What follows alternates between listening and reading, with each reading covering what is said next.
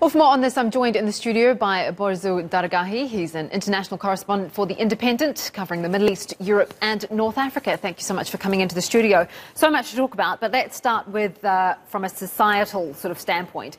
One commentator talks about the walls between private and public being broken down in these 40 years since the revolution. How do you see things having changed and continuing to change for ordinary Iranians?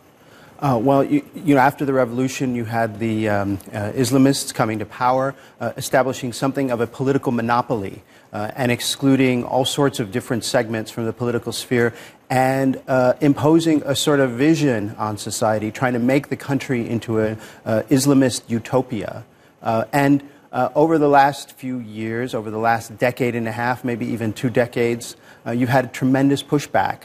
And real huge changes in terms of fighting back against these restrictions and bringing the kind of aspects of life that used to be confined only inside the house under the Islamic Republic, out into the open, out into the streets. We're actually looking at live pictures now. These are from a rally, or the beginnings of a rally, I believe, in Tehran, in case you're just joining us, marking the 40th anniversary of the revolution in Iran. Borzou, let's talk about geopolitics. The revolution gave Iran a chance to reassert or recreate itself in relation both to the Middle East and to the West. How do you see that playing out today? Well, for 25 or 30 years, they were very confined and very constricted.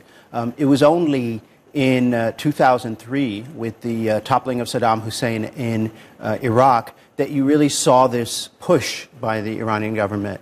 And Iran is more of an opportunistic power. It looks at little opportunities and takes them. And geopolitically, it's been rather lucky. It has benefited from the mistakes and the missteps of its rivals and enemies, from the Israeli incursions into Lebanon that led to the rise of Hezbollah, to the toppling of Saddam Hussein and the Taliban in Afghanistan that led to expansion into Iraq and Afghanistan. So, it seizes opportunities based on the missteps of its rivals.